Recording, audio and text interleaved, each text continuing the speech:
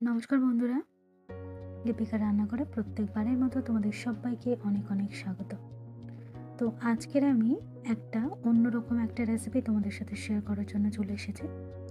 তো বন্ধুরা, আজকে কিন্তু আমি ব্রোকলির একটা স্ন্যাক্স আমি তোমাদের সাথে শেয়ার করব। তো এই ব্রোকলি তো খুবই হেলদি একটা সবজি, আর আমিও চেষ্টা করেছি খুবই হেলদিভাবে বানানোর জন্য। আর এটা কিন্তু খেতে ভীষণ ভীষণ টেস্টি হয়, দারুণ ক্রিস্পি। তো চলো আজকের এই রেসিপিটা তোমাদের জন্য। আর হ্যাঁ, রেসিপি দেখে যদি ভালো লেগে থাকে তাহলে আমার রিকোয়েস্ট হলো বন্ধুরা, আমার চ্যানেলটাকে সাবস্ক্রাইব করে একটু আমার পাশে থাকবে।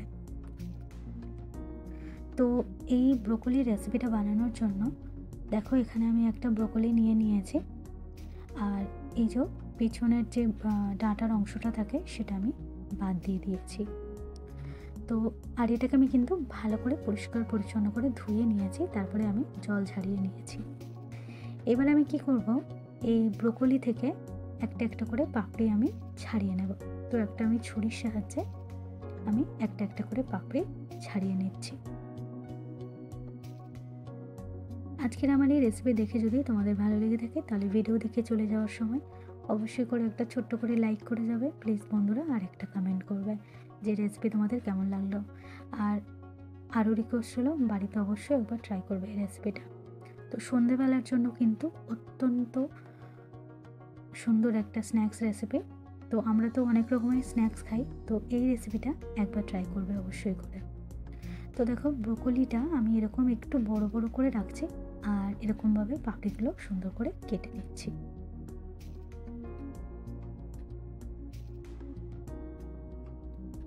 তো সবগুলো আমি এভাবে রেডি করে নিচ্ছি। দেখো, আমি পুরো ব্রোকলিটা সুন্দর করে কেটে এরকম পিস পিস করে রেডি করে নিয়েছি। আর এই পকোড়াটা একটু বড় বড় হলেই কিন্তু বেশ ভালো লাগে খেতে। তো চলো এটাকে আমি একটু সাইডে সরিয়ে রেখে দেবো। আর এবার আমি একটা ব্যাটার বানাবো। তো তার জন্য দেখো, এখানে আমি একটা বাটি নিয়েছি। আর এর মধ্যে আমি দিয়ে দিচ্ছি 2 টেবিল চামচের মতো এখানে কর্নফ্লাওয়ার। তো কর্নফ্লাওয়ারটা আমি পরিমাপ বুঝে 2 টেবিল চামচ নিয়েছি। এবার আমি এর মধ্যে দিয়ে দিচ্ছি 1 টেবিল চামচের মতো চালের গুঁড়ো, দিয়ে দিচ্ছি 1.5 টেবিল চামচ ময়দা,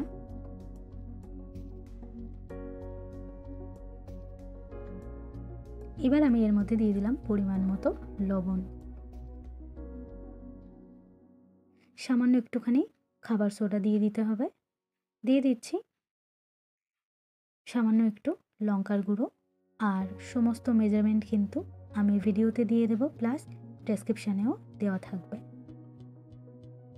এবার আমি এর মধ্যে দিয়ে দিচ্ছি পরিমাণ মতো আদা রসুন বাটা। আমি এখানে 1 টেবিল চামচের মতো আদা রসুন বাটা দিয়ে দিলাম। দিয়ে দিচ্ছি হাফ চা চামচের মতো এখানে গোলমরিচের গুঁড়ো। তো এবার আমি এর মধ্যে দিয়ে দিচ্ছি পরিমাণ মতো জল।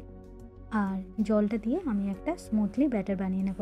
তো ব্যাটারটা কিন্তু খুব বেশি পাতলা করবে না, আবার খুব বেশি মোটাও করবে না, মোটামুটি একটা মিডিয়াম টাইপের একটা ঘনত্ব হবে, এরকম একটা ব্যাটার বানাতে হবে। তো দেখো বন্ধুরা, ব্যাটারটা কিন্তু রেডি হয়ে গেছে। তো এবার আমি এদিকে কড়াইতে তেলও গরম করতে বসিয়ে দিয়েছিলাম। আর এবার কিন্তু একটা করে ব্রোকলি পিস এইভাবে নেব, আর ব্যাটারের মধ্যে ডুবিয়ে আমি গরম তেলের মধ্যে ছেড়ে দেব। তো দেখতে পাচ্ছ ব্যাটারটা কিন্তু খুব একটা বেশি ঘন হয়নি। দেখো, তোমরা ঠিক বুঝতে পারবে ব্রোকলির কীরকম লাগছে, ব্রোকলির গায়ের উপর ঠিক এরকম একটা পাতলা আস্তরণ লেগে থাকবে। তো চলো এভাবে আমি এক এক করে সমস্ত ব্রোকলিগুলো এই ব্যাটারের মধ্যে ডুবিয়ে ব্রোকলির পিসগুলো আমি গরম তেলের মধ্যে ছেড়ে দেব। আর অবশ্যই করে এই সময় আঁচটাকে একটু মিডিয়াম টু হাইতে রেখে দেবে। আর এইভাবেই কিন্তু আমি এক এক করে সমস্ত ব্রোকলির পিসগুলো আমি ব্যাটারের মধ্যে ডুবিয়ে তেলের মধ্যে দিয়ে দিচ্ছি। সন্ধেবেলা আমরা তো স্ন্যাক্স হিসেবে বন্ধুরা অনেক কিছুই খেয়ে থাকি, অনেক রকমের স্ন্যাক্স। তো আমার রিকোয়েস্ট রইল বন্ধুরা, আমার পক্ষ থেকে এই রেসিপিটা তোমরা একবার ট্রাই করো। তো রবিবার তো আমরা সবাই মানে সন্ধ্যাবেলা বাড়িতে থাকি, আর স্ন্যাক্স হিসেবে কিন্তু এটা ওটা খেয়ে থাকি। তো উল্টোপাল্টা কিছু না খেয়ে অবশ্যই সন্ধ্যাবেলা একবার চা বা কফির সাথে এই রেসিপিটা একবার ট্রাই করতে পারো। তো দেখো বন্ধুরা, আমি এক এক করে কিন্তু পকোড়াগুলো ভেজে নিচ্ছি। আর খুব একটা বেশি সময় লাগে না কিন্তু এগুলো ভাজতে, 2 থেকে আড়াই মিনিট এরকম সময় লাগে। তার মধ্যেই কিন্তু এগুলো ভাজা হয়ে যায়। আর এই ব্রোকলি কিন্তু একদম পারফেক্টভাবে কিন্তু ফ্রাই হয় না, একটু কাঁচা কাঁচা রেখে অবশ্যই করে এটাকে ফ্রাই করবে। তো দেখো ওপরটা কালার চলে এসেছে আর একটা ক্রিসপিনেস ভাব এসে গেছে। তো আমি এবার এগুলোকে তেল থেকে তুলে নিচ্ছি। আর এইরকম একইভাবে আমি বাদবাকি যে পিসগুলো রয়েছে সেগুলোকে ব্যাটারের মধ্যে ঢুকিয়ে আবারও ভেজে নেব।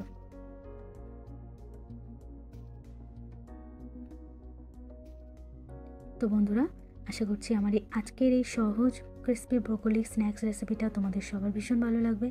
রেসিপি ভালো লাগলে আমার রিকোয়েস্ট হলো বন্ধুরা, আবারও বলছি আমার চ্যানেলটাকে সাবস্ক্রাইব করে একটু আমাকে সাপোর্ট করবে। তো চলো আজ এই পর্যন্ত বন্ধুরা, আবারও দেখা হচ্ছে এরকম আরও একটা নতুন রেসিপির সাথে। ততক্ষণ অবধি সবাই ভীষণ ভালো থাকবে, সুস্থ থাকবে, আর অবশ্যই করে দেখতে থাকবে লিপিকার রান্নাঘর। তো চলো সবাই